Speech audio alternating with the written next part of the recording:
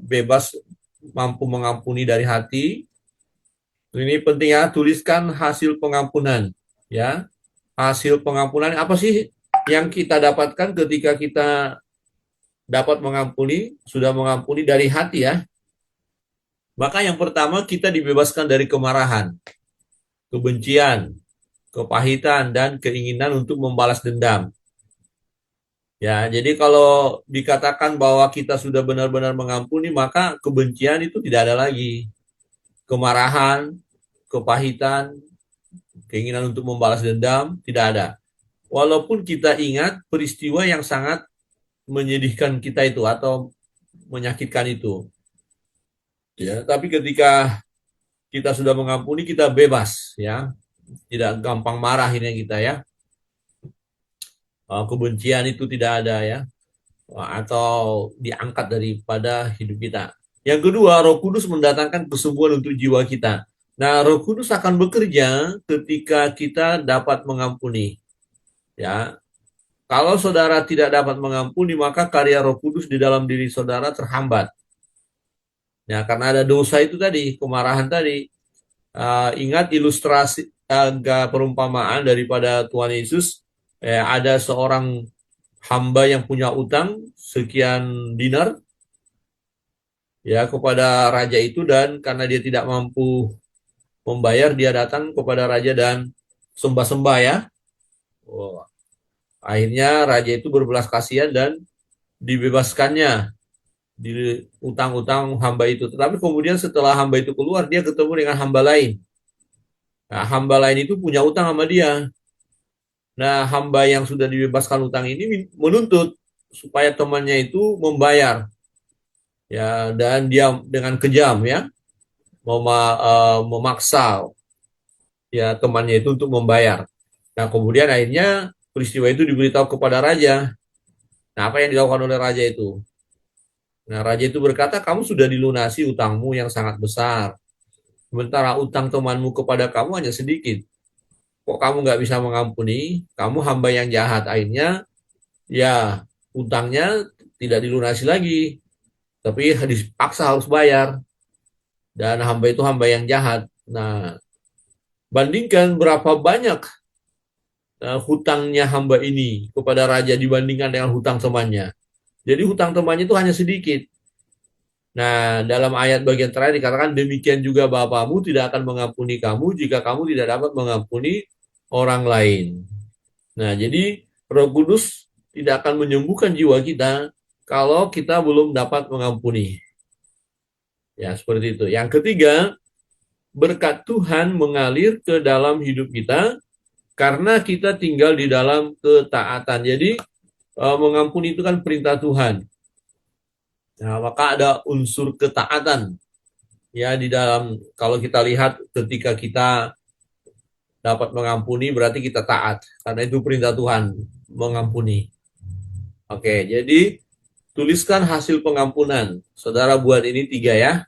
Kalau ada soal ujian, tuliskan hasil dari pengampunan itu. Kemudian berikut ya. Nah, keefektifan kualitas untuk konselor yang efektif. Jadi, nah kita sebagai konselor, sebagai pembimbing, pelayan. Nah, apa yang ada pada kita supaya kita sebagai konselor efektif? Pertama, ada belas kasihan terhadap orang yang terluka dan tertekan. Jadi ketika yang kita layani atau konseli bercerita tentang luka yang dialami, tekanan, penderitaan, kita perhatikan dengan belas kasihan. Ya jangan misalnya satu orang terus, aduh saya diperlakukan begini-begini, baru begitu, nggak ada masalah itu, langsung jangan. Tapi cobalah mengerti, memahami dia. Ya mengerti, memahami orang yang kita layani itu harus ada di dalam kita sebagai konselor atau sebagai pelayan Tuhan. Yang kedua, kasih karunia terhadap orang yang terperangkap dalam dosa. Jadi tetap kita jangan menghakimi, oh itu karena dosamu, kamu salah, bla bla bla bla, kamu harus mengalami penderitaan itu karena kejahatanmu. Jangan. Tetapi lihat bahwa orang yang terperangkap dalam dosa ini pun dikasihi Tuhan. Ya, jadi kasih karunia ada pada dia supaya dia bebas dari ikatan dosanya tadi. Jadi perhatikan itu, kualitas konselor adalah melihat orang lain yang berdosa sebagai pribadi yang harus ditolong, bukan disalahkan. Ini kamu terjadi pengalaman pahit bagimu karena salahmu. Nah, misalnya teman-temannya Pak Ayub, ketika Ayub menderita, mereka bukan konselor yang baik. Ya, mereka selalu berkata bahwa Pak Ayub menderita karena dosa. Nah, maka akhirnya Pak Ayub bilang apa? Penasehat sialan kalian semua katanya. Ya, karena Ayub menderita bukan karena dosa, tapi dituduh berdosa. Jadi, cobalah kita mengerti, kalaupun karena dosa orang itu, kita nggak boleh semakin menekan orang itu. Nah, tapi bawa dia untuk keluar dari keterpurukannya, ya. Ya bisa diarahkan untuk mengampuni atau pengakuan dosa supaya Tuhan mengampuni dosanya. Jadi dibimbing saja. Yang ketiga, keberanian untuk menghadapi dosa dalam segala bentuk. Ya, jadi kalau memang itu masalah dosa ya harus tegas. Ini dosa, Anda melakukan hal yang salah. Ya, jangan karena sungkan sama orang itu, segan sama orang itu, yang nyata-nyata salah kita bilang bukan dosa. Anda apa-apa itu hanya kesalahan sedikit. Jangan. Kalau dia lakukan dosa, katakan dosa ya. Kemudian yang keempat, iman kepada Allah sebagai tabib yang agung. Jadi tetap kita serahkan kepada Tuhan yang menyembuhkan. Jadi bukan kita sebagai konselor yang menyembuhkan orang. Kita hanya membimbing saja. Maka kita mohon pertolongan daripada Allah. Nah, yang mengambil keputusan untuk langkah berikut adalah orang yang kita layani. Jangan kita yang menyuruh kamu harus begini-begini. Enggak, kita hanya membukakan jalan kepada dia, yang membimbing dia, kemudian dia yang jadi pelaku. Ya, jadi dia yang harus nanti mengambil tindakan. Nah, kemudian yang kelima, kesabaran dalam proses kesembuhan. Jadi, kalau kita melayani sebagai konselor harus sabar.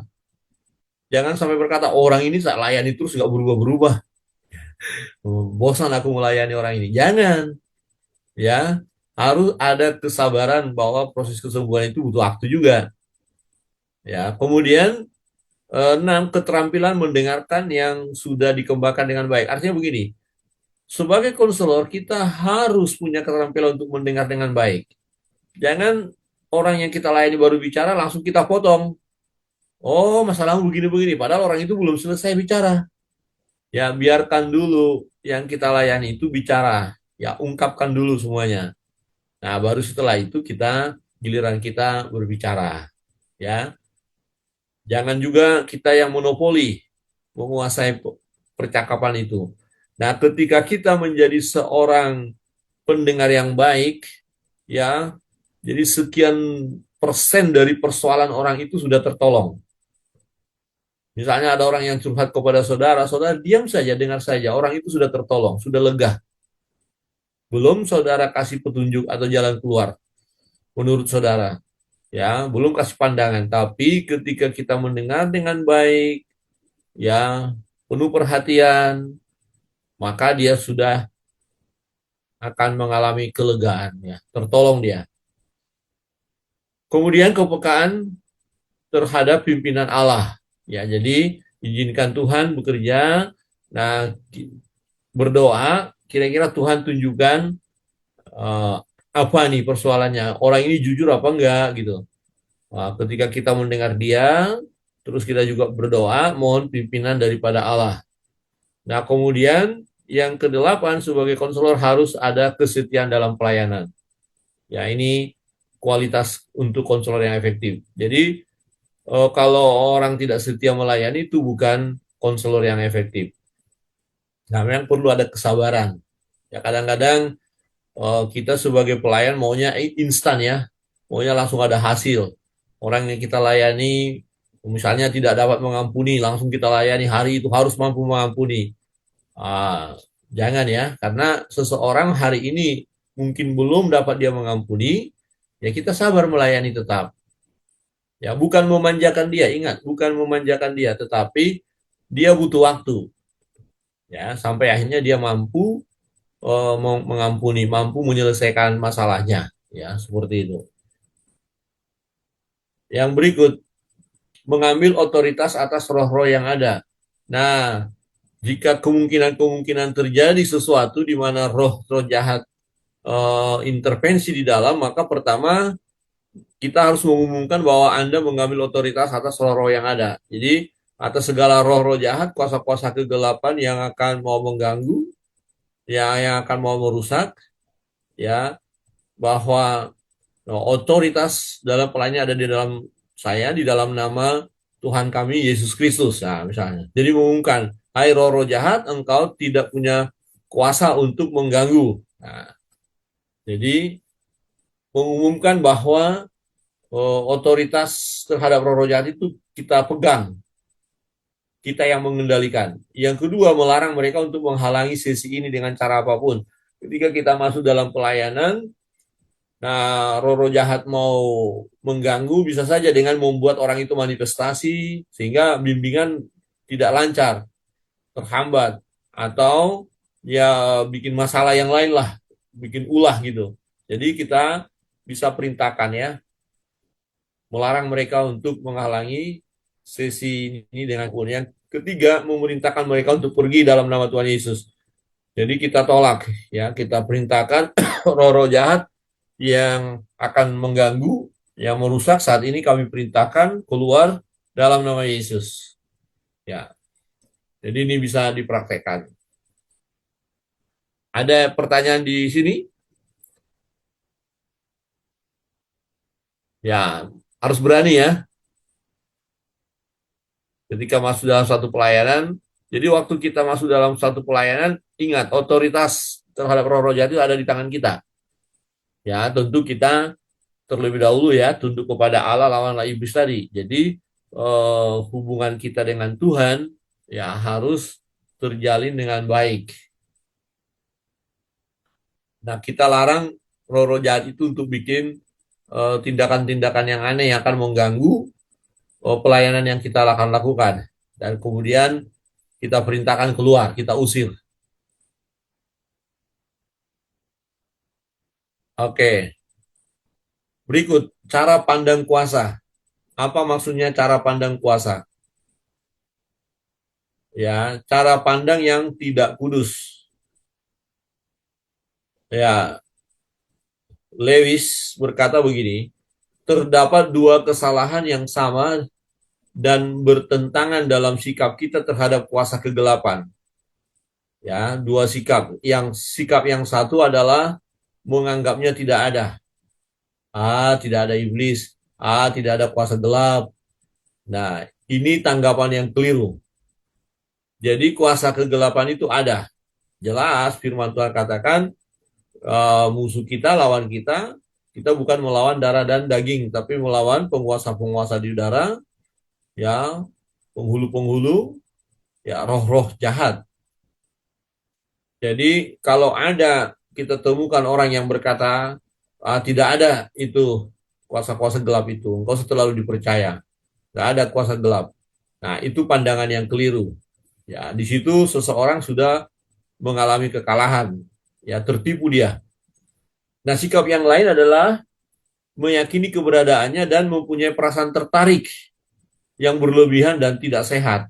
Jadi selalu mengunggulkan atau tertarik lebih dominan, dia selalu membanggakan atau ya ingin terus lebih lagi mempelajari tentang kuasa-kuasa gelap itu. Nah, kecenderungan nanti bisa dia terlibat. Nah, kalau kita belajar tentang kuasa gelap, kita belajar supaya tahu strateginya, kemudian kita patahkan. Tapi negatifnya nanti bisa tertarik berlebihan. Ya, itu. Jadi ada dua sikap yang salah, satu menganggap tidak ada, satu menganggap ada dan tertarik secara berlebihan. Nah, kita baca bersama-sama di sini ya. Tetap dia mute juga, tapi saudara membaca di tempat masing-masing. Ya, yang 1 Yohanes 3 ayat 8. 1, 2, 3. Untuk inilah anak Allah menyatakan dirinya, yaitu Yaitu supaya ia supaya membinasakan perbuatan-perbuatan perbuatan-perbuatan iblis iblis itu. itu, ya. Jadi kuasa iblis ada, ya kuasa kegelapan itu ada, dan faktanya ya Alkitab menyatakan hal itu. Dan Yesus datang untuk mengalahkannya, ya. Untuk inilah anak Allah, untuk inilah anak Allah, untuk ini, untuk apa? Untuk menyatakan dirinya supaya ia membinasakan perbuatan-perbuatan iblis. Jadi siapa yang akan membinasakan perbuatan-perbuatan iblis itu? Ayat ini berkata Yesus, ya. Dan itu dikalahkannya, iblis itu dikalahkannya di kayu salib itu, ya. Jadi jelas sekali kuasa iblis ada, ya. Alkitab menyatakannya dan Yesus datang untuk mengalahkannya. Nah, bahaya yang pertama kalau seseorang tidak percaya keberadaan kuasa jahat. Nah, biasanya orang yang percaya bahwa kuasa jahat tidak ada, ya dia cuek saja istilahnya, ya, tentang hal-hal begini. Ah, nggak ada itu, nggak terlalu tertarik, ya. Nah, anggap diri sudah beres. Jadi misalnya ada karakternya tidak baik, dia tidak selalu melibatkan ini ada pengaruh roh jahat. Nah, jadi dia berkata, "Ah, ini gara-gara pergaulan dan segala macam." Nah, jadi ini harus ada di dalam eh, pikiran kita. Kalau kita nggak beres, jangan sampai ada intervensi kuasa jahat, ya, dari masa lalu, dari keluarga, dari orang tua, ya, dan seterusnya. Ya. Kemudian berikut bahayanya menganggap hal mistik sekedar tahayul. Nah, ini ada, ini itu tahayul itu. Nah, seperti misalnya pengalaman Imelda tadi. Oh, ada burung terbang begini-begini, tapi kok kayak gini? Itu tahayul itu, nggak benar itu. Kalau kita pandangan kita begitu, kita udah salah, sudah kalah, kita keliru. Padahal itu benar nyata adanya, ya. Jadi, oh, dia misalnya ada kiriman, kiriman kuasa gelap, ya, kiriman magic, gitu, mistik.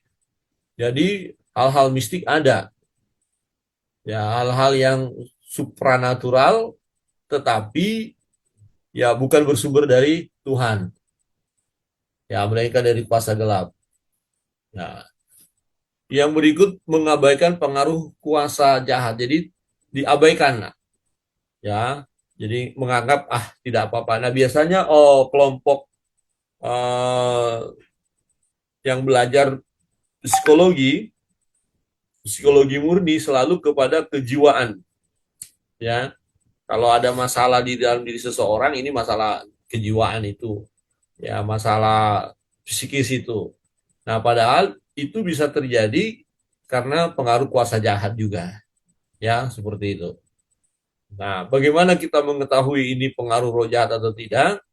Ya, pada saat kita melayani orang itu, atau di dalam diri kita sendiri. Ya, misalnya Imelda tadi punya pengalaman, kemungkinan masih ada pengaruhnya di dalam dirinya Imelda yang belum tuntas. Nah, itu biasanya ada. Dan roh jahat itu tidak mau melepaskan Imelda begitu saja. Jadi ikatan-ikatan yang sudah pernah ada itu, ya, masih menempel. Ya, beberapa mungkin kan begitu, kita nggak ngerti. Tapi Imelda sendiri bisa memahami hal itu. Nah, coba ambil berdiam diri di hadapan Tuhan, kemudian selidiki, ya, kehidupan Imelda sendiri mulai dari kecil. Data-data hidup Imelda yang Imelda tahu, ya, yang dimana kira-kira kuasa gelap ini bercokol atau masuk, ya. Tapi kalau Imelda berkata, nggak ada kuasa gelap itu hanya masa lalu saja. Nah, berarti nanti Imelda tidak akan mengorek, tidak akan menyelesaikan. Nah, itu bahayanya gitu loh. Kalau diabaikan bahaya dan dia terus akan menempel begitu loh. Dan seperti pakaian, Pak, ya, silakan. itu berhubungan dengan itu gimana Bapak ya? Soalnya sampai sampai sekarang itu saya nggak bisa tidur. Itu normal apa enggak sih? Saya soalnya sampai sekarang itu saya nggak bisa tidur telentang karena takut banget. Karena kalau udah tidur telentang gini tuh pasti kayak langsung kayak ditindih gitu, langsung ada Ya, serangan kayak gitu. Itu gimana ya, ya Bapak mengatasinya?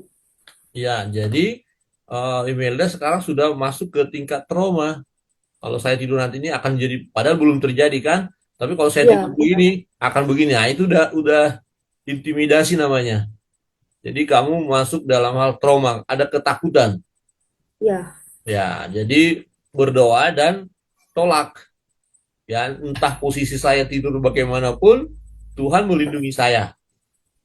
Ya, perasaan yang negatif ini aku patahkan dalam nama Yesus. Begitu ya? iya, iya, baik, baik, Bapak. Ya, harus harus ini bertindak, berbicara. Jadi pada saat kamu merasa ketakutan dengan satu peristiwa, misalnya tidur tadi, kalau posisi saya begini, pasti nanti akan. Nah, belum datang, kamu sudah berpikir, sudah merasa akan datang.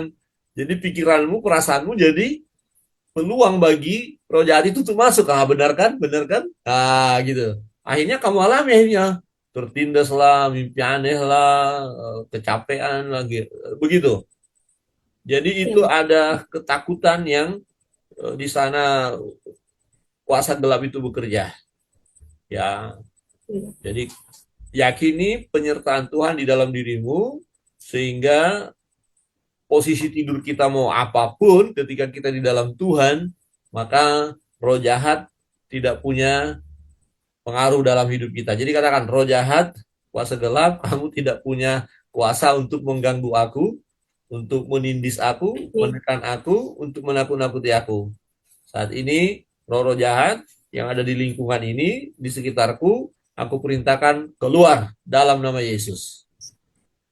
Ya, amin. Nah, ketika Imelda Amin. merasakan satu ketakutan, langsung berdoa seperti itu. Tidak usah harus tutup mata. Ya, tapi yakin roh jahat, ya, kamu nanti akan bisa rasakan. Nah, terutama ketika kamu mau coba mau tidur terlentang, perasaan itu kan akan muncul toh. Aduh, Mm, saya jangan tidur gini, iya, nanti iya, datang. iya. Nah, justru langsung kamu doa dan tengking. Ya, berani toh? Berani, Bapak. Nanti saya coba. Nah, Saya harus ya. memang harus hilangkan itu karena tidak bisa tidur kayak gitu karena takut. Nah, ya, rasa takut itu yang harus kamu usir. Ya, Nah, Bapak. karena orang lain pun terlentang tidur nggak ada masalah. Emangnya ada aturan tidur harus bentuk U, bentuk S, bentuk A, kan nggak ada. Ya, Iya, Bapak. yang tidak Kasih, Bapak. boleh, yang tidak boleh kan telantang. Tahu ya? Kalau telantang kan mati, paham? Menelantang itu loh, tang, tang orang kerja itu menelantang, memakan tang. Ini bercanda. Kalian jangan terlalu serius ya. Saya lihat wajah-wajahnya sudah tegang banget nih. Ya, jadi kalau menelantang, tang itu loh, tang orang kerja itu jangan ditelan itu besi itu. Ya, Oh, oke. Ada pertanyaan di sini yang lain? Silakan. Kadang-kadang begini, orang tua mengajari anak sudah nggak benar. Ah, nggak ada itu, tahayul itu. Oh, mungkin ada anak kecil merasa melihat itu ada orang tadi jalan tiba-tiba. Ya, ya kami seringkali juga mengalami di rumah ini kayak kemarin tiba-tiba ada wangi yang berbeda. Wanginya kita cari nggak ada di ruang tengah. Kemudian ada uh, mahasiswa yang praktek juga, SSDI dia cari, dia naik ke gereja, ada nggak parfum yang sama seperti nggak ada juga. Loh ini wanginya dari mana ini? Seperti itu. Jadi biar dia muncul dengan wangi-wangian, bayangan, ya penampakan. Jadi itu bukan tahyu. Nah, tinggal harus diusir. Ya, dalam nama Yesus, ya hal-hal yang menakutkan yang membuat saya takut, aku tolak, aku perintahkan keluar. Oke, silakan. Ada kesaksian lain, pertanyaan lain silakan.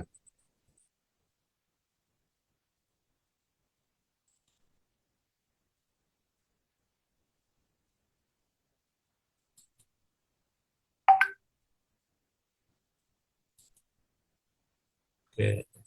Natalia ada pengalaman hal-hal ini, hal tahyul, oh, ada rasa takut, ada perasaan-perasaan lain.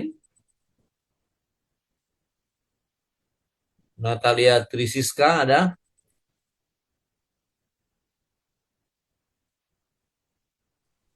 Mungkin ini terkait dengan uh, roh jahat itu ya, Pak. Ya, Kayak kayak ilmu gitu ya, Bapak. Jadi dulu di rumah yang lama itu saya punya tetangga. ya, Tetangga ini kalau bisa dibilang tetangganya ini lebih kelihatan beda dari tetangga-tetangga yang lain seperti itu. Jadi memang udah hawanya itu udah terlihat berbeda dari yang lain. Jadi mereka juga mereka sekeluarga itu jadi minim untuk berinteraksi oke, gitu. Jadi ada satu hal itu kejadiannya di mana ketika eh, paman saya itu meninggal, waktu itu sempat dirawat di rumah sakit karena sakit sebelum meninggal. Jadi tetangga saya ini tetangga saya ini menjenguknya itu sampai ke rumah sakit seperti itu. ya, Ke rumah sakit bahkan untuk pada saat sakitnya itu pun tidak pernah dijenguk. Tetapi tiba-tiba pada saat udah meninggal dulu baru dia menjenguknya ke rumah sakit, melihatnya ke rumah sakit. Dan itu mungkin saya rasa itu mungkin karena turut berduka atau segala macam yang berhubungan dengan itu. Tapi itu terjadi lagi untuk yang kedua kalinya beberapa tahun kemudian itu pada saat kakek saya meninggal gitu. Kakek saya meninggal ini eh, kami bertiga ini bertetangga, rumahnya berdekatan. Jadi waktu itu kakek saya meninggal itu subuh dan subuh pada saat itu tetangga yang lain-lain itu belum ada yang bangun pada saat itu. Tetapi saya tetapi tetangga saya yang bisa dibilang memiliki ilmu ini udah bangun ya, udah bangun dengan beraktivitas seperti sedia kala sih ya Bapak. Anehnya dia baca buku itu tepat di depan jendela, di depan jendela dan eh, pada saat itu tuh subuh dan saya karena rumah kakek saya itu ada di bawahnya, jadi saya turun, tepat bertatapan dengan tangga saya dan semua orang itu langsung dan keluarga saya pada saat itu langsung kumpul satu persatu mulai datang dan saya nggak tahu kapan dia itu udah ada di rumah kakek saya tepat di samping jenazah kakek saya pada saat itu. Padahal keluarga-keluarga yang lainnya itu keluarga-keluarga lain saya itu masih menunggu di luar, masih mempersiapkan proses kremasi seperti itu. Jadi ada beberapa hal yang memang dibilang kalau misalnya itu tuh dia sambil memijat jenazah, memijat tangan kakek saya pada saat itu. Jadi ada yang bilang kalau misalnya dia mendapatkan kekuatannya itu dari jenazah yang masih hangat seperti itu Bapak. Dan itu yang terjadi lalu mungkin untuk gangguan roh jahat itu pernah juga di rumah saya mendengar di rumah lama saya mendengar suara-suara gaib atau hal-hal gaibnya itu hal-hal gaib lalu sempat juga diganggu dengan perantara seperti ada ular. Padahal pada saat itu saya dan keluarga itu sudah habis bersih-bersih rumah, tapi tiba-tiba ada ular gitu aja di dapur. Seperti itu. baik. Ya, jadi eh, bisa dirasakan, ya bisa dimengerti. Mungkin orang lain berkata, ah itu tahayul. Nah, ketika kita menganggap itu tahayul, kita terjebak dalam bahaya, akhirnya menganggap hal itu tidak ada. Padahal itu betul-betul masalah mistik ya, pengaruh kuasa jahat. Ya, jadi itu. Jadi pengalaman Natalia tadi, ya harus ditindaklanjuti dengan apa? Ya doa ya. Dan memang ada kuasa kegelapan di sana, dan didoakan diusir gitu loh, dipatahkan pengaruh kuasa jahat itu. Jangan diabaikan. Ya, jadi kalau kita menganggap tidak ada, akhirnya kan kita abaikan. Ya, kita cuekkan aja nggak apa-apa ya. Bahkan ada orang yang berkata, ya itu hanya lewat saja, biarlah, nggak usah kita urusin. Nah, akhirnya kuasa gelap merajalela. Ya, seperti itu. Baik, makasih untuk Natalia. Ya, terus berdoa untuk itu ya. Hal-hal yang perlu kamu ketahui, eh, pengaruh-pengaruh dari yang pernah kamu alami, ya kamu patahkan di dalam nama Yesus Kristus Tuhan. Baik, ada yang lain? Contoh yang saudara pahami, di mana mungkin saudara punya pengalaman orang-orang lain selalu berkata, itu tahayul, roh jahat tidak ada, sehingga diabaikannya. Bapak, dari Ya, saya mungkin Bapak.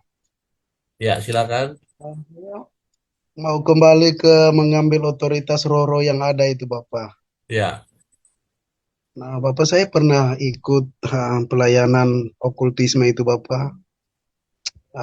Dan orang yang dilayani itu bahkan sampai berminggu-minggu sulit untuk diusir di apa ya diusir pergi itu susah Bapak sampai berminggu-minggu bahkan itu Bapak. ya, Dan kami yang ikut dalam pelayanan itu dia dia memang sangat-sangat roh itu sangat-sangat pintar membohongi kita.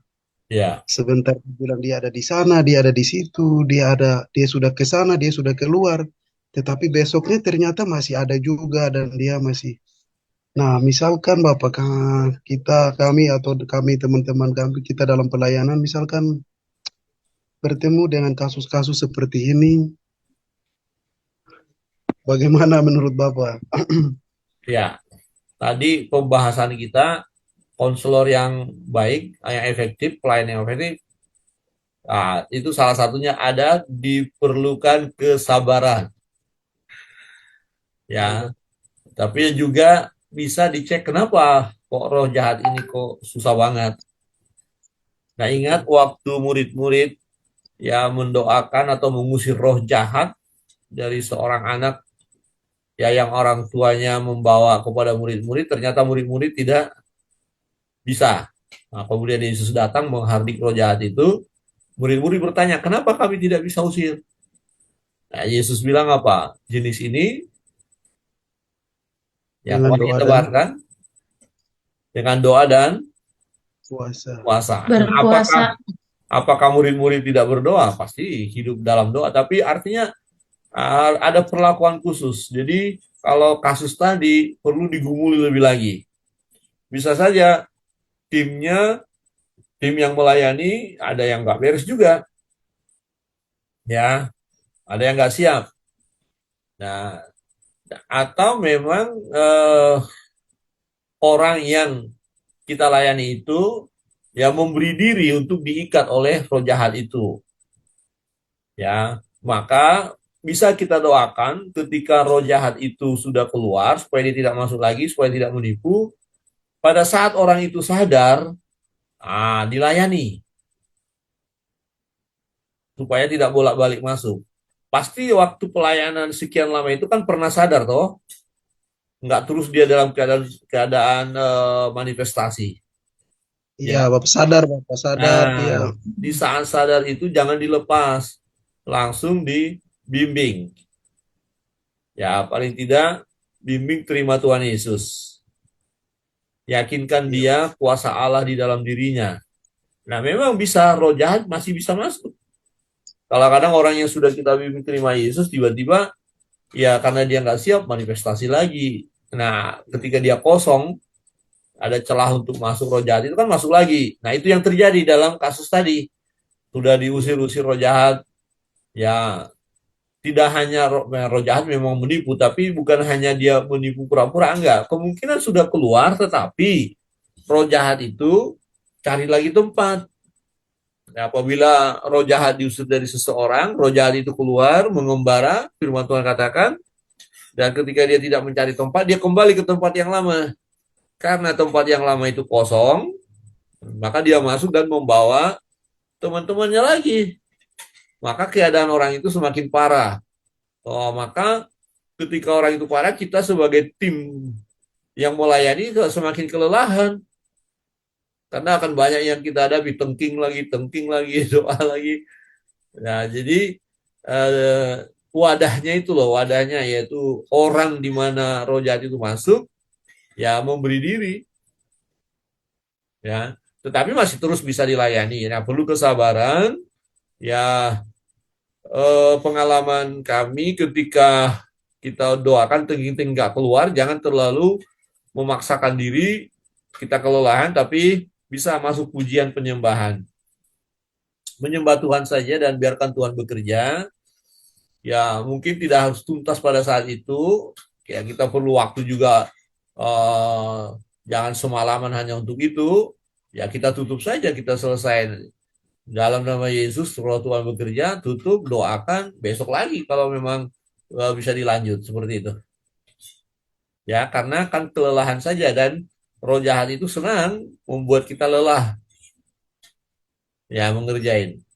Nah, jadi dari pengalaman tadi memang tingkat penguasaan kuasa gelap dalam diri orang itu ya besar sekali ya, tinggi. Ya, bagaimana Pak Agripa? Baik Bapak, terima kasih. Ya memang pada akhirnya dia bebas, dia sekarang sudah sehat, sudah kembali normal. Hanya waktu kita apa itu pelayanan ke dia itu memang hampir kalau tidak salah itu mungkin ada sebulanan baru dia, karena begitu sudah kita misalkan minggu lalu kami sudah ke sana dan dia bilang dia sudah keluar dan dia sudah bebas. Minggu berikutnya lagi saudara-saudaranya telepon lagi, waduh ini dia sudah mulai manifestasi lagi, ya kita ke sana lagi begitu. Ya, Tapi puji Tuhan sekarang dia sudah bebas Bapak, dia sudah ya, seperti puji biasa. Tuhan. Jadi tadi konselor yang efektif atau pelayanan yang efektif ya perlu kesabaran. Tapi yang kedua tadi kita mengetahui latar belakang orang yang kita layani. Perlu itu. Orangnya Baik, baik. bagaimana, kita bisa bertanya kepada orang yang dekat dengan dia. Ini gimana nih sejarahnya, bagaimana kebiasaannya. Jangan sampai setelah dia dilepaskan, ternyata kebiasaannya kebiasaan buruk yang dia lakukan lagi. Nah, akhirnya ada celah. Baik, baik Bapak. Oke ya. Baik, kita lanjut. Bahaya yang kedua, nah hidup dalam ketakutan kuasa jahat. Nah, ini tadi seperti yang Imelda tadi, kalau saya begini, aduh, langsung saya dicekek nanti langsung saya ini. Nah, itu pekerjaan kuasa gelap. Jadi dia taruh rasa takut di dalam diri kita. Ya, jadi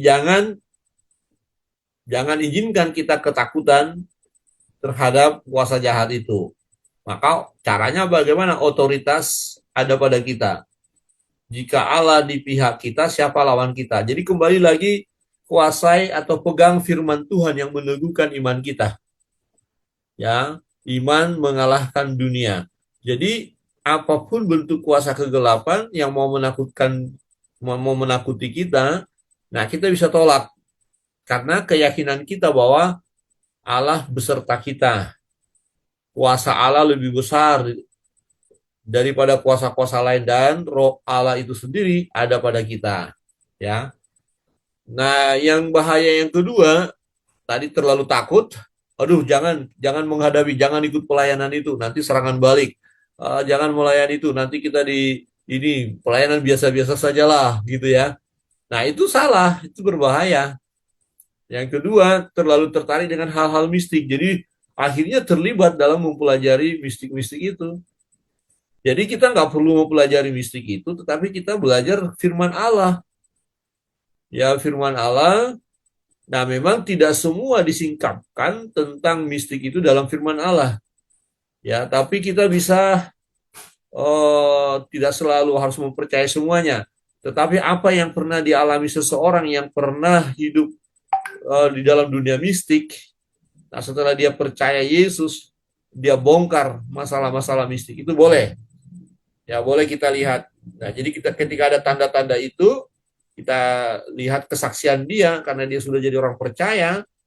Nah, kita bisa eh, pegang itu satu kebenaran peristiwanya bisa seperti itu.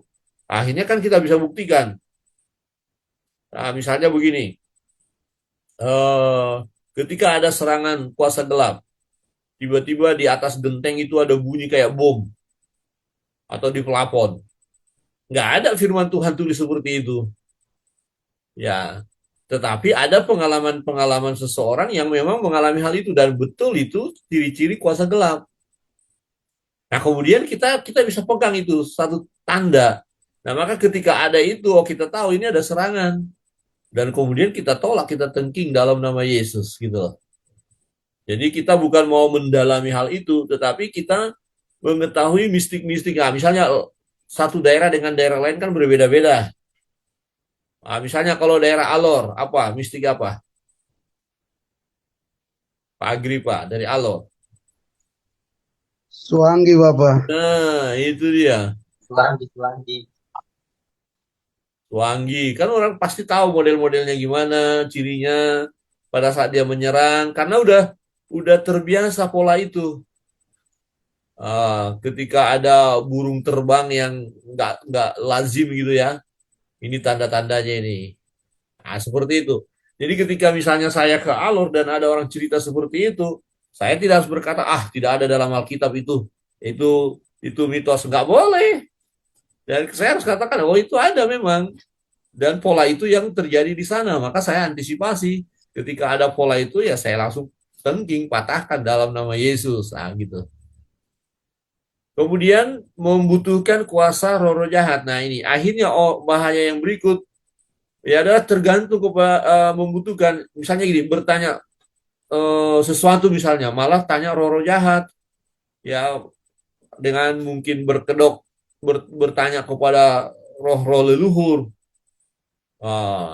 Nah, coba siapa di sini yang pernah punya pengalaman dalam keluarga kah, dalam kehidupan keluarga besar, ya familiar dengan bertanya kepada roh-roh, entah sakit kah, entah kehilangan sesuatu, kemudian dia akan bertanya.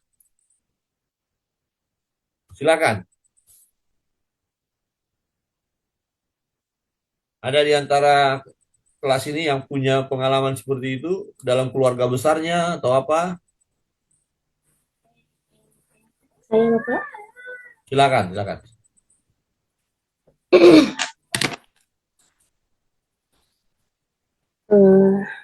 Di keluarga saya itu Bapak, di di rumah itu ada tiang besar itu yang di tengah-tengahnya Ya, itu masih ada tas dari nenek ya, kami. Kami sekarang ini tuh udah keturunan kelima. oke. Nah, tapi tasnya itu masih ada. Dan setiap kali kalau ada mau apa ya, ada acara apa gitu, itu pasti akan ditanya dulu. Oke. Ditanya dulu kepada arwah. Dan kakak, mama itu mereka bilang mereka itu sudah tidak lagi terikat dengan itu, tapi mereka bilang itu sebagai penghormatan dan sebagai penghargaan mereka terhadap leluhur. Tapi yang masih pegang itu adalah adik paling kecil dari adiknya bapak, dia yang pegang karena di rumah itu ada rumah besar, jadi tas dari nenek ini ditaruh di rumah itu. Tapi yang masih menjalani adat, jadi kalau ada apa-apa itu harus berbicara dulu, bertanya dulu kepada arwah mati, ini bagaimana, ini harus buat bagaimana. Jadi harus tanyanya ke dunia ini dulu, ke dunia orang mati dulu. Dan setiap kali pernah kejadian, dan itu sering kali, seringkali dialami sama kakak Almina. Kakak Almina juga itu adalah mahasiswa di STTI juga. Dulu dia sering banget dia kerasukan arwah, dan arwah-arwah itu secara keluarga, secara adat Sumba itu mempercayai kan Bapak bahwa setiap arwah itu adalah roh dari keluarga kita yang sudah meninggal gitu kan. Dan pernah satu kali kejadian itu, satu kali yang masuk dalam tubuhnya dia itu 4 orang, Ya. 4 arwah yang masuk, dan itu kami percayai yang masuk itu adalah nenek, bapak, dan keluarga dari bapaknya si kakak Almina ini yang masuk ke tubuhnya dia. Karena kami waktu itu sudah berlima yang angkat si Almina ini, yang kayak cuman kecil gitu Bapak ya, badannya itu cuman kecil, ringan banget sebenarnya seharusnya, tapi kami berlima yang angkat ini berat banget, Ya. nggak sanggup. Nah, dan itu kejadiannya itu berlangsung dari jam 4 sore sampai subuh jam jam 3 atau jam 4. Dan sampai di kota, kejadiannya itu di kota, dan malam-malam itu panggilin keluarga dari kampung datang ke kota bahwa supaya, dan itu berbicara, ada komunikasi antara roh-roh itu, arwah-arwah itu dengan orang yang masih hidup, dan itu dipercayai itu adalah bapak nenek yang datang gitu, yang berbicara itu. Dan waktu itu saya takut banget karena si Almina ini kan arwah yang berbicara itu, dia mau pegang gitu, saya takut, saya diambil gitu, saya takut mati.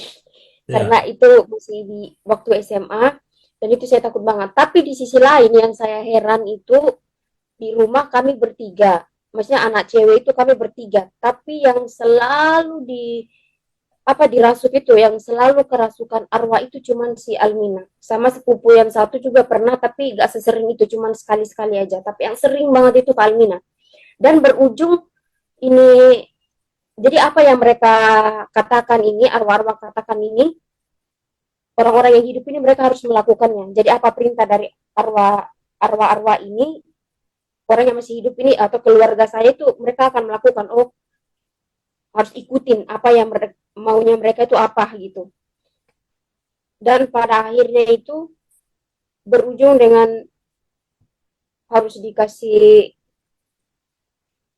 parang, dikasih uang, dikasih rokok, dikasih ke kakak Almina gitu. Tapi itu tujuannya dikasih ke arwah-arwah itu gitu Bapak. Jadi tapi bersyukur Kak Almina itu, tapi sampai sudah masuk teologi pun Kak Almina masih kerasukan beberapa kali di Bali, dan sekarang dia sudah tidak kerasukan lagi. Tapi awal-awal semester 1, semester 2 itu dia masih mengalami kerasukan dari arwah, masih ada roh yang mengikutinya gitu. Tapi itu secara pribadinya dia, saya tidak tahu apakah itu semuanya sudah benar-benar dilepaskan atau tidak, nggak tahu. Gitu Bapak. Ya, baik. Jadi dalam keluarga besar itu, ya ini membutuhkan kuasa roh jahat. Jadi kalau itu kan penipuan ya, dikatakan ini roh dari orang tua, dari kakek, itu kan bohong. Jadi menyamar, menyerupai saja. Jadi yang masuk sebenarnya roh jahat, dan benda-benda tertentu tadi, walaupun dikatakan ini hanya menghargai, tapi dari perlakuan dari keluarga tidak hanya menghargai, tapi sudah terlibat pemujaan namanya. Jadi kalau tidak melakukan apa yang dikatakan roh-roh itu, maka ada rasa kegelisahan keluarga, ketakutan, dan takut nanti celaka gitu ya. Takut celaka, takut begini dan begini. Nah, jadi itu berbahaya. Akhirnya keluarga besar dari Melda tadi meladeni roh-roh jahat itu. Hanya yang sudah terlepas percaya Yesus beberapa yang keluar, itu aja yang merdeka, yang lain masih. Nah, apalagi yang mewarisi tadi rumah itu, ya bapak kecilnya Melda ya. Ya. Nah, dia kan yang pegang rumah itu sekarang. dan benda. Kami yang tinggal di rumah itu dia di rumah lain, tapi kalau misalkan ada urusan adat itu di rumah tempat tinggal kami di situ diadakan. Dan di Ya, depan rumah itu ada apa ya? Ada merapu. ya. Yang bertanggung jawab untuk rumah itu siapa? Eh, mama, kakak. Ya, berarti Karena bapak udah meninggalkan, jadi tanggung jawabnya mama dan itu sudah tanggung jawab itu sudah dikasih ke kakak sulung. nah, jadi ketika kakak sulung dan mama terus memperlakukan itu, dengan kata lain masih membutuhkan kuasa roh jahat, masih terlibat namanya. Iya, Ya, karena di dalam iya itu rumah betul bapak masih mereka belum percaya harusnya Yesus masih ya, dilakukan. masih marapu. Iya, dikatakan agama Kristen Bapak, tapi untuk sepenuhnya percaya sama Yesus itu belum. Nah, itu namanya sinkritisme, campur aduk. Jadi sebenarnya mereka lebih takut kepada roh jahat daripada kepada Tuhan. Ya, Nah, dibutuhkan betul, betul. keyakinan yang sungguh-sungguh. Jadi ini peperangan rohani. Imelda harus benar-benar ini berperang ini. Karena roh jahat itu akan menyerang Imelda. Ketika kamu Ya, mau berdoa, mendoakan rumah itu, mendoakan ibu, kakak-kakak, keluarga. Nah, kamu tidak akan luput dari serangan kuasa gelap.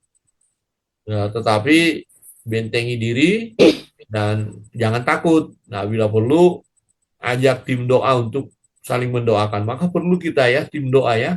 Misalnya dalam kelas ini bisa saling berbagi pokok doa. Tolong dong doakan saya sedang menghadapi doa peperangan ini, keluarga saya, rumah besar kami, warisan dari nenek moyang sudah generasi yang kelima, masih memperlakukan begini-begini. Nah, itu digempur gitu loh.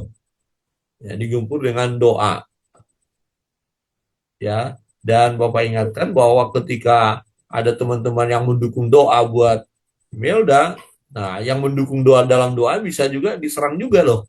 Nah, maka masing-masing harus membentengi diri ya. Nah, ini banyak memang terlalu mengagumi roh jahat membutuhkannya. Kalau mau apa-apa tanya dulu roh jahat tadi, tanya dulu. Nah, ini ketergantungan. Nah, eh, dari apa yang email udah sampaikan tadi jelas sekali memang itu masih pengaruh kuasa kegelapan itu kepada Imelda masih sangat kuat sekali ya. Jadi selesaikan saja, jangan takut ya.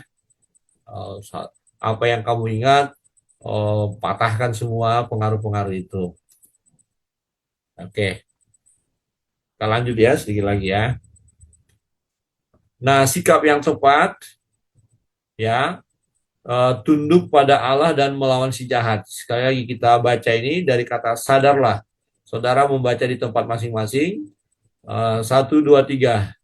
Sadarlah dan berjaga-jagalah lawanmu si iblis berjalan keliling sama seperti singa yang mengaum-ngaum dan mencari orang yang dapat ditelannya. Lawanlah dia dengan iman yang teguh, sebab kamu tahu bahwa semua saudaramu di seluruh dunia menanggung penderitaan yang sama. Jadi lawan dia dengan iman yang teguh, jangan bimbang. Nah, melalui perkuliahan kita seperti ini, saudara sudah belajar kristologi, soteriologi, ya banyak belajar tentang kebenaran firman. Nah, iman saudara harus semakin mantap. Ya, jadi waktu mempraktekkan menghadapi musuh itu harus berani gitu loh. Lawanlah iblis dan memang dia berjalan berkeliling sama seperti singa yang mengaum ya. Jadi digempur, didoakan. Tapi keyakinan kita ya jangan separuh-separuh ya. Jangan takut nanti kalau saya eh, nggak bisa bagaimana. Nggak usah takut sampai seperti itu. Karena Tuhan yang akan menolong ya. Nah, berikut dikatakan, karena itu tunduklah kepada Allah dan lawanlah iblis, maka ia akan lari daripadamu. Ya, jadi apa yang seperti pengalaman Imelda, rumahnya itu harus terus didoakan itu, dibersihkan itu. Pasti di rumah itu banyak banyak kurban-kurban secara agama yang lama kan. Ada potong ayam, kasih darah, begitu ya, Imelda. Udah pasti Bapak. Iya kan? Wah, Ya. ayam-ayam tertentu dipotong kan, darahnya disiramkan kan? Tapi saya nggak tahu Bapak ya, apa ini ada hubungannya atau enggak tahu ya. untuk keluarga dari bapak kecil saya ini, karena mungkin ini bisa jadi, saya pikir mungkin ini bisa ada hubungannya gitu, karena sudah ada berapa anak-anak yang sudah meninggal itu. Kayak takutnya itu kan karena ada ikatan apa ya, perjanjian dengan roh-roh arwah orang mati gitu kan, berujung kan dengan nyawa gitu kan Bapak. Betul.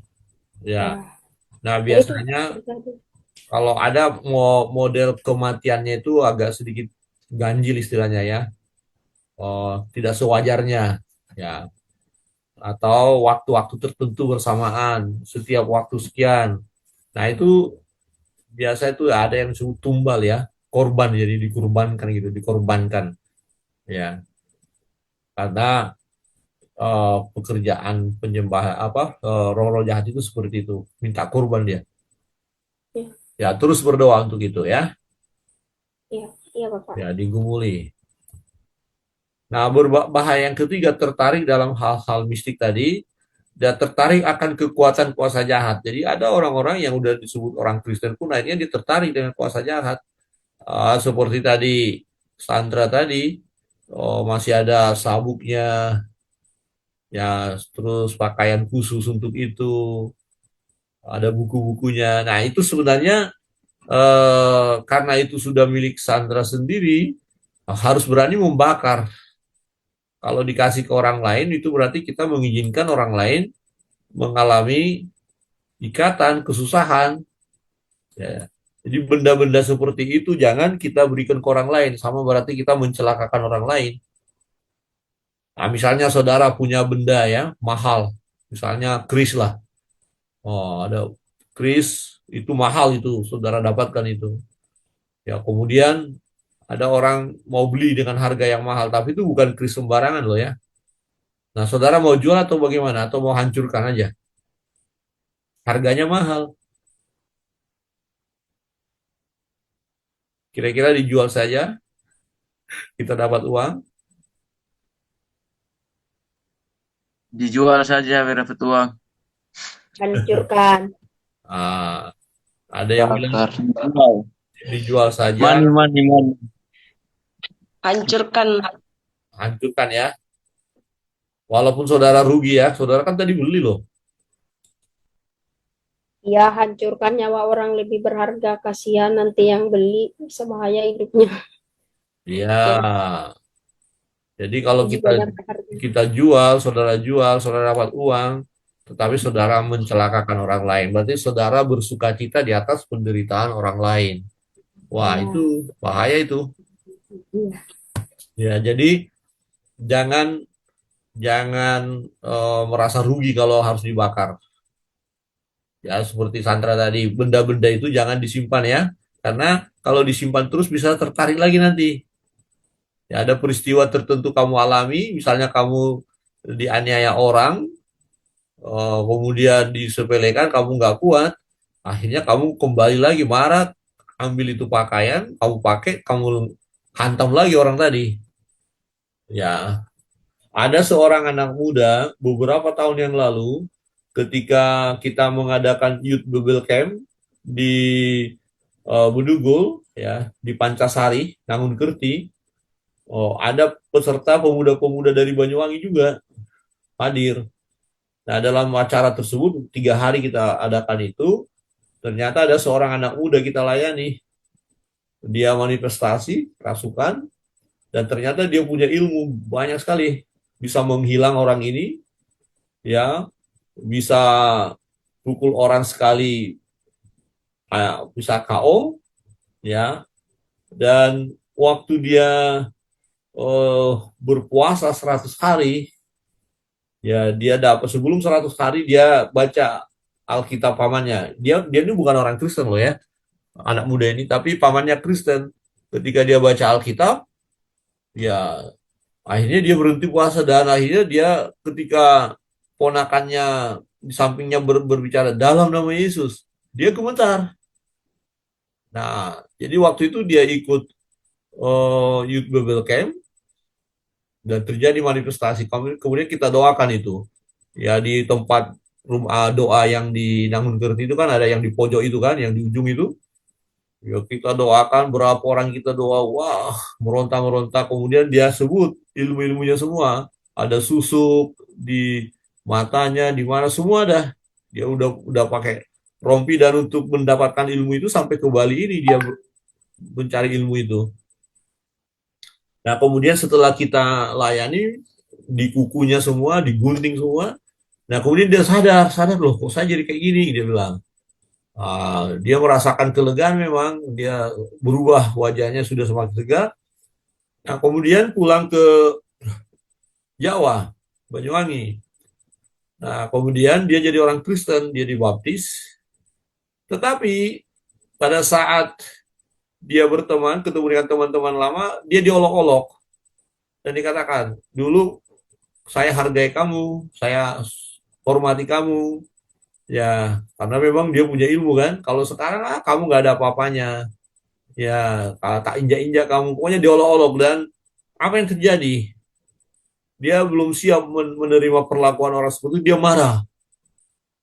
Ketika dia marah, ya kris yang sudah pernah dia buang aja semua alat-alat itu, ya diambil lagi kembali gitu loh.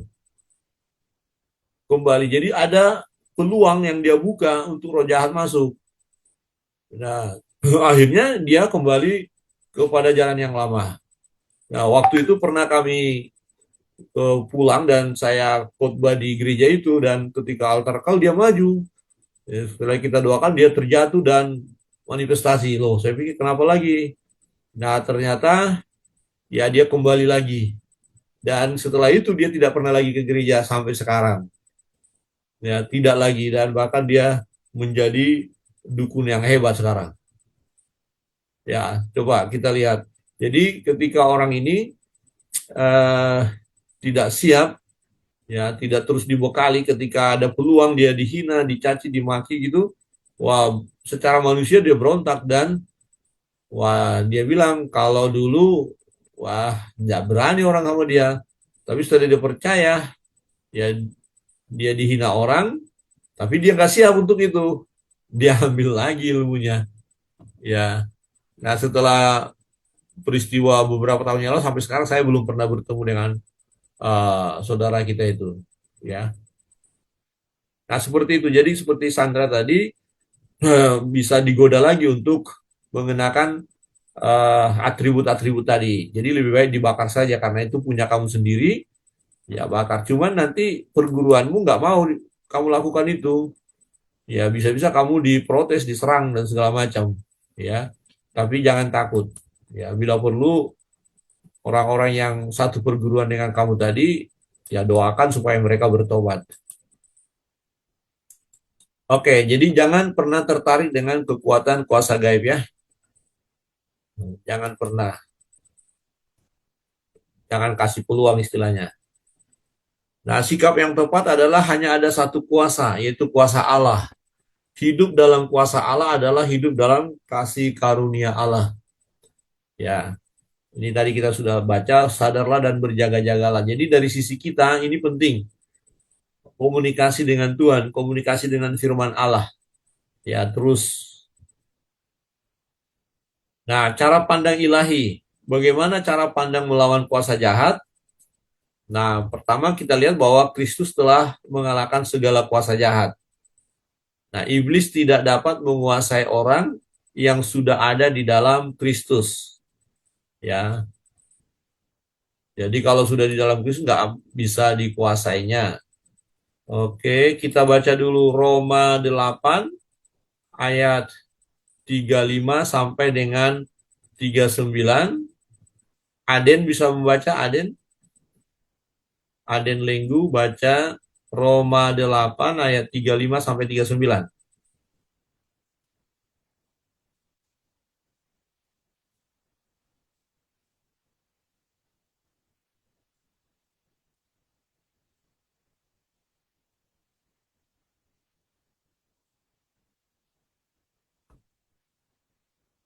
Ya, Roma 8, ayat 35 sampai 39. apakah yang akan memisahkan kita dari kasih Kristus? Penindasan atau kesesakan, atau penganiayaan, atau kelaparan, atau bahaya, atau pedagang, seperti ada tertulis, atau oleh pedang. karena engkau, kami ada di dalam bahaya maut sepanjang hari. Kami telah dianggap sebagai domba-domba sembelian. Tetapi dalam semuanya itu kita lebih daripada orang-orang yang menang oleh Dia yang telah mengasihi kita. Sebab aku yakin bahwa baik maut maupun hidup, baik malaikat-malaikat maupun pemerintah-pemerintah, baik yang ada sekarang atau kuasa-kuasa, baik di atas maupun yang di bawah,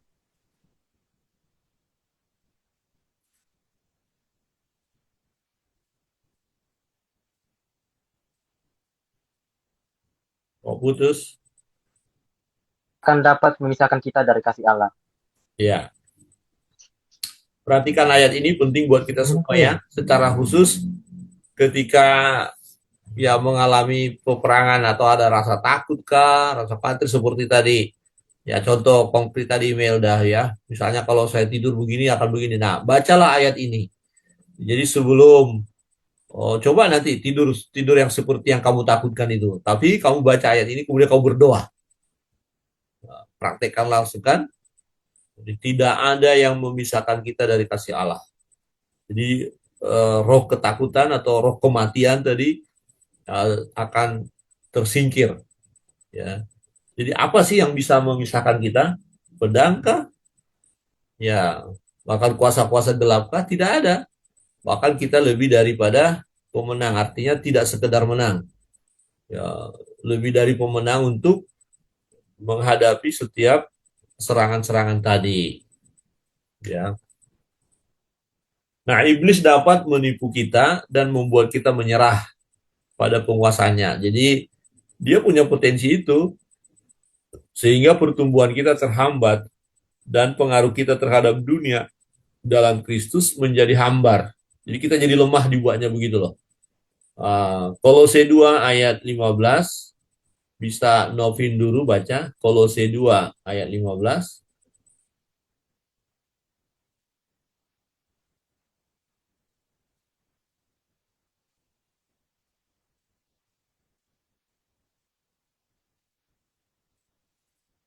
Kolose 2 ayat 15, ia telah melucuti pemerintah-pemerintah dan penguasa-penguasa dan menjadikan mereka tontonan umum dalam kemenangannya atas mereka. Ya, jadi seperti orang dalam peperangan, pasukan-pasukan musuh kita tadi bawa senjata, bawa perlengkapan, ya tapi dilucuti, dipreteli gitu, senjatanya dipreteli, atribut-atribut perangnya dipreteli dan dipermalukan. Jadi Tuhan sudah mempreteli kuasa daripada iblis itu. Ya, jadi sudah jadi tontonan itu menunjuk satu misalnya ada pasukan, karena pasukan itu sudah kalah, maka pihak yang menang menonton atau mempermalukan pasukan yang sudah kalah tadi. Jadi bahan tontonan, diejek-ejek, dipermalukan. Jadi kuasa kegelapan itu ya tidak akan bisa menang terhadap kita karena dia sudah ditaklukkan oleh Kristus. Ya, itu harus kita punya keyakinan untuk itu. Jangan ragu-ragu ya. Oke, kemudian kita lihat Lukas pasal 10. Lukas pasal 10 ayat yang ke-17 sampai 18. Yulia baca untuk kita. Lukas 10 ayat 17 sampai 18. Ya. Lukas 10 ayat 17 sampai 18. Kemudian ke-70 murid itu kembali dengan gembira dan berkata, Tuhan, juga setan-setan takluk kepada kami demi namamu.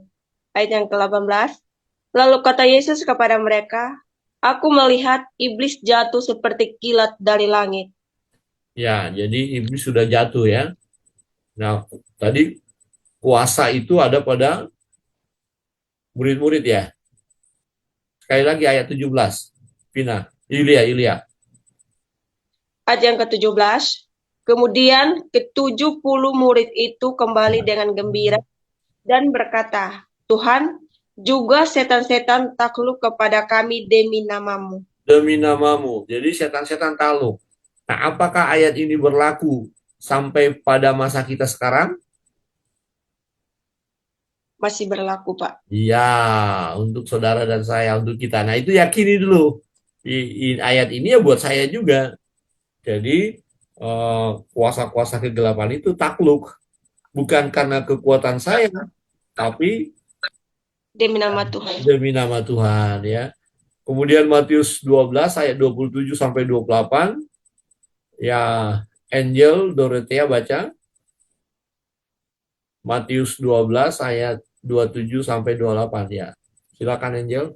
Matius 12 ayat 27 sampai 28. Jadi jika aku mengusir setan dengan kuasa Beelzebul, dengan kuasa siapakah pengikut-pengikutmu mengusirnya? Sebab itu merekalah yang akan menjadi hakimmu.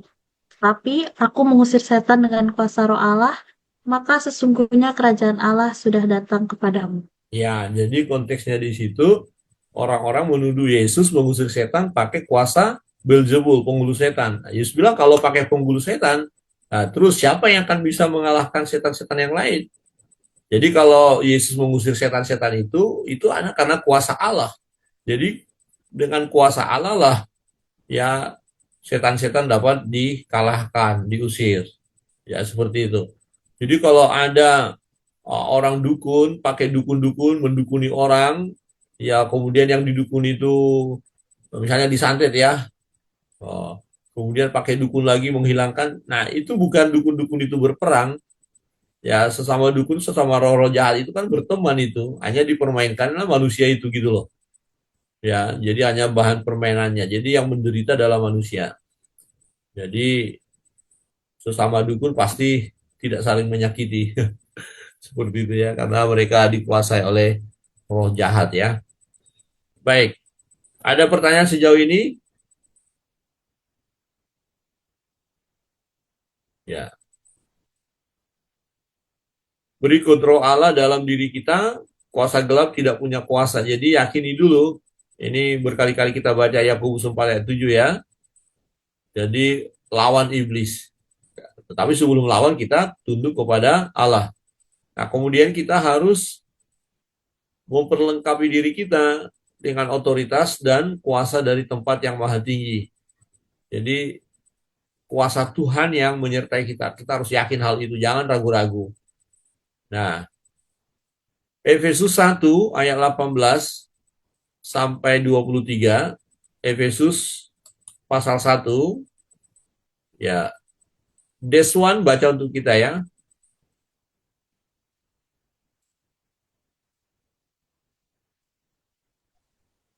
Efesus pasal 1 ayat 18 18. sampai Dan 23. supaya ia menjadikan mata hatimu terang, agar kamu mengerti pengharapan apakah yang terkandung dalam panggilannya. Betapa kayanya Benar kemuliaan Allah dan dalam diri kita. ditentukannya. Jawabannya, ini kan ceritanya Roh Kudus. Terus, Bagi orang-orang kudus. Sampai 23, Pak. ya, Dan betapa hebatnya kuasanya bagi kita yang percaya sesuai dengan kekuatan kuasanya. ya, oke. Yang Berhenti dulu. Betapa hebatnya kuasa. Ya, kuasa siapa tadi katakan? kuasanya Ya, nyanya itu siapa?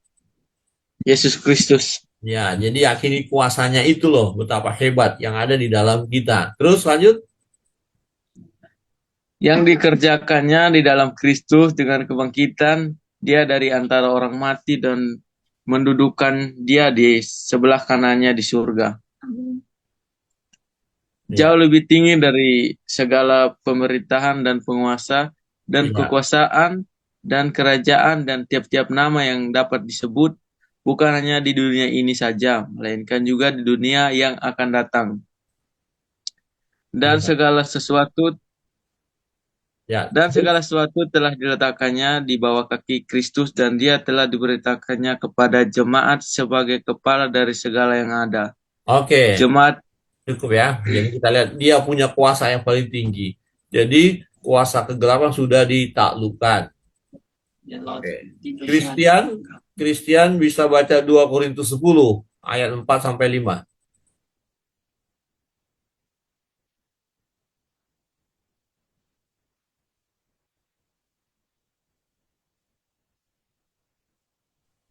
Dua Korintus 10 ayat 4 sampai 5. 2 Korintus 10 ayat 4 sampai ayat yang kelima. Karena senjata kami dalam perjuangan bukanlah senjata duniawi, Ya, melainkan senjata yang diperlengkapi dengan kuasa Allah yang sanggup untuk meruntuhkan benteng-benteng. ya, Kami mematahkan setiap siasat orang dan merubuhkan setiap kubu yang dibangun oleh keangkuhan manusia untuk menantang pengenalan akan Allah, karena menawan segala pikiran dan menaklukkannya kepada Kristus. ya. Jadi semua ditaklukkan di dalam Kristus. Ya, Lukas 10 ayat 19. Vina bisa membaca?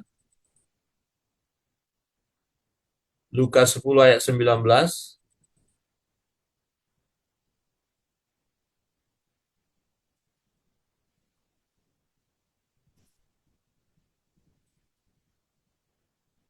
Baik, Lukas 10.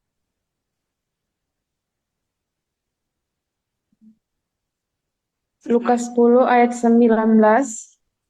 Sesungguhnya aku telah memberikan kuasa kepada kamu untuk menginjak ular dan kalajengking dan kuasa untuk menahan kekuatan musuh sehingga tidak ada yang akan membahayakan kamu. Ya, ini yang Yesus katakan kepada murid-murid kan. Nah, ayat ini berlaku nggak kepada kita sampai sekarang?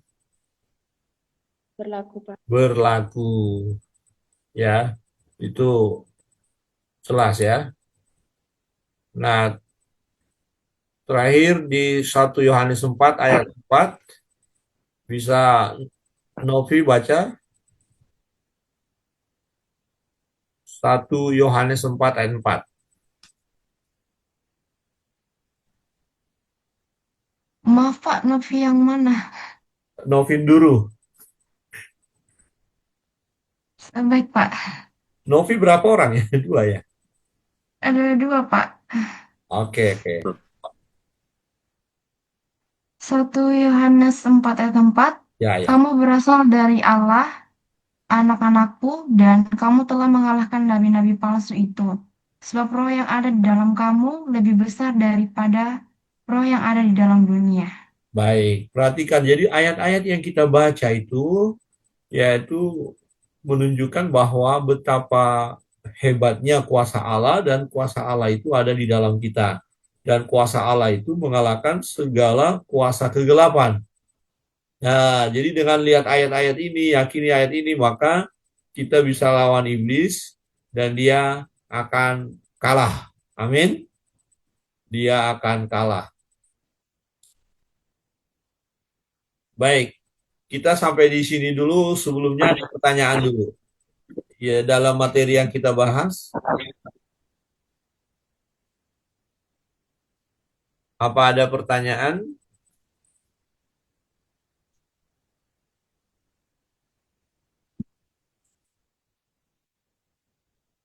Jelas?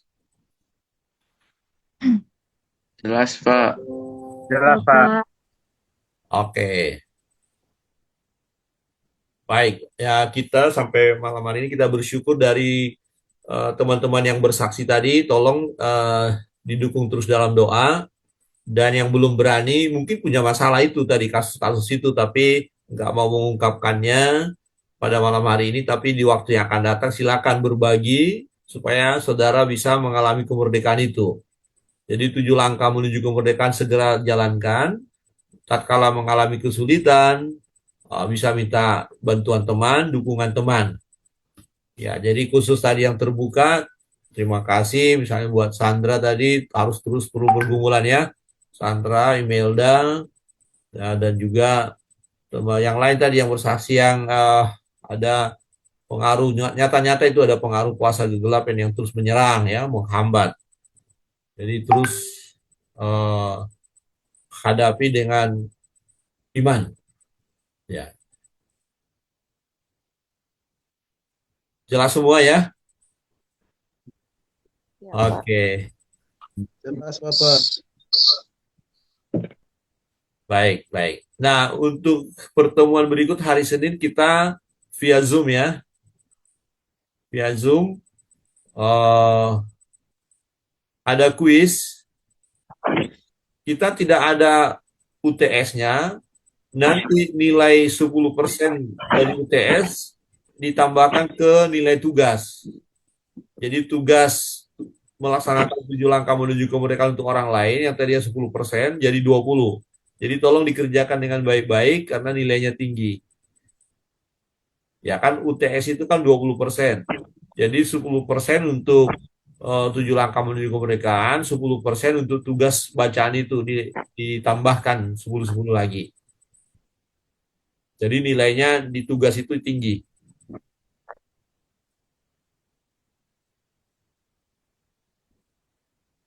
Ada pertanyaan tentang tugas kah apa? Kalau nggak ada, kita akan mengakhirinya. Tugasnya bisa sampai akhir bulan, Pak. Nah, Eh, nawar eh, aja ini ya, kalau kalau boleh, dikasih. kalau boleh pertengahan ya, karena di akhir bulan nilai sudah harus masuk. Oh, baik. Eh, Pertengahan ya, berarti sekitar tanggal 15 gitu ya. iya, Ya, baik. pertengahan ya, supaya tidak terlambat nilainya teman-teman. Ini kan kuliah terakhir ini, betul ya, tingkat 1. Iya, Habis mata Ya, kuliah ini kan nggak ada Bapak. lagi. Ya, Pak. Iya, iya. Betul, Jadi Bapak. dikejar ya. Senin Baik. Zoom lagi ya. Berarti Senin masih Zoom lagi. Ya, ya, hari Senin kita Zoom karena kami jam 4 ada baptisan di gereja, jadi nggak sempat saya harus ke kampus. Hari Selasa baru kita ketemu Ya, tatap muka. Ya siap. kan, jadwalnya kan begitu ya. Senin quiz juga, tapi ada quiz. Ada Ya, kuis. ada quiz Apa juga yang ya kita, Senin ya. ya, apa yang kita bahas malam hari ini. Terus hari Selasa langsung UAS. Hari Selasa UAS, kita jam pertama masih mungkin ada masuk, ada pertanyaan. Pokoknya Senin itu kita tuntaskan aja. Ya. Oke, Nah, berharap sudah ada yang menjalankan 7 langkah itu sehingga ada yang kita akan bahas bersama gitu loh. Saling menolong dari pengalaman yang saudara lakukan itu. Bila perlu sudah ada melayani orang lain, melayani jemaat. Baik, kita berdoa ya. Mari kita berdoa. Bapa di surga, kami bersyukur untuk pembelajaran malam hari ini. Bersyukur Tuhan atas pertolongan Tuhan dan percayakan kebenaran firman-Mu.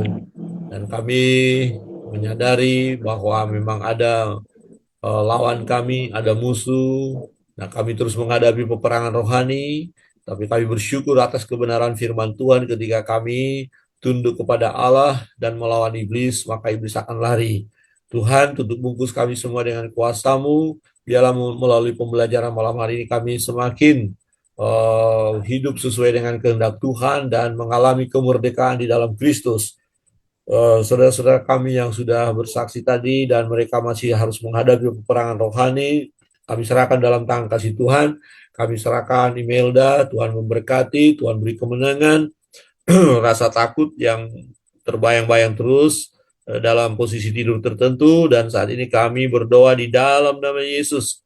Anakmu ini mengalami kemerdekaan dan juga ada penglihatan-penglihatan yang dilihat beberapa waktu yang lalu, kuasa kegelapan mengintai dan juga dalam keluarga besar mereka yang masih penyembahan berhala.